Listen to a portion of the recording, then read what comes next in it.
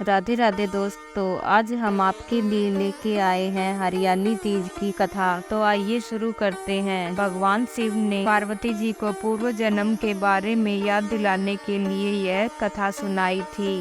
शिव जी कहते हैं कि हे पार्वती, बहुत समय पहले तुमने हिमालय पर मुझे वर के रूप में पाने के लिए घोर तप किया था। इस दौरान तुमने अन्न जल त्याग कर सूखे पत्ते चबाकर दिन व्यतीत किए थे। किसी भी मौसम की परवाह किए बिना तुमने निरंतर तप किया। तुम्हारी इस स्थिति को देखकर तुम्हारे पिता बहुत दुखी थे। ऐसी स्थिति में नारद जी तुम्हारे घर पधारे। जब तुम्हारे पिता ने नारद जी से उनके आगमन का कारण पूछा तो नारद जी बोले, हे गिरिराज, मैं भगवान विष्णु के भेजने पर यहाँ आया हूँ। आपकी कन्या की घोर तपस्या से प्रसन्न होकर वह उनसे विवाह करना चाहते हैं। इस बारे में आपकी राय जानना चाहता हूँ। नारद जी की बात सुनकर पर्वतराज अति प्रसन्नता के साथ बोले, हे नारद जी, यदि स्वयं भगवान विष्णु मेरी कन्या से विवाह करना चाहते हैं तो इससे बड़ी कोई बात नहीं हो सकती। मैं इस विवाह के लिए तैयार हूँ।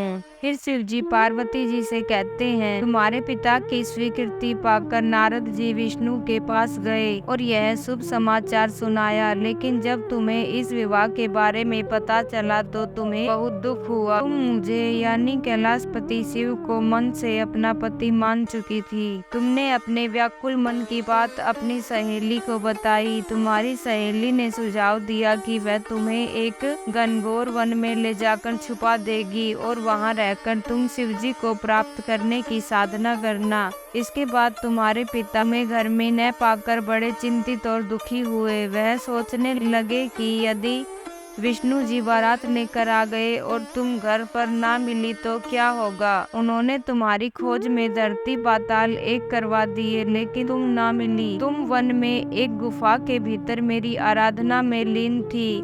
भाद्रपद तृतीया शुक्ल को तुमने रेत से एक शिवलिंग का निर्माण कर मेरी आराधना की, जिससे प्रसन्न होकर मैंने तुम्हारी मनोकामना पूर्ण की। इसके बाद तुमने अपने पिता से कहा कि पिताजी, मैंने अपने जीवन का लंबा समय भगवान शिव की तपस्या में बिताया है और भगवान शिव ने मेरी तपस्या से प्रसन्न होकर मुझे स्वीकार भी कर लिया है। अब मैं आपके साथ एक ही शर्त पर चलूंगी कि आप मेरा विवाह भगवान शिव के साथ ही करेंगे। पर्वतराज ने तुम्हारी इच्छा स्वीकार कर ली और तुम्हें घर वापस ले गए। कुछ समय बाद उन्होंने पूरे विधि विधान से हमारा विवाह किया। भगवान शिव ने इसके बाद कहा कि हे पार्वती, तृतीया को तुमने मेरी आराधना करके जो व्रत किया था उसी के परिणाम स्वरूप हम दोनों का विवाह हो सका। इस व्रत का महत्व यह है कि मैं इस व्रत को पूर्ण निष्ठा से करने वाली प्रत्येक स्त्री को मनवांछित फल देता हूँ। भगवान शिव ने पार्वती जी से कहा कि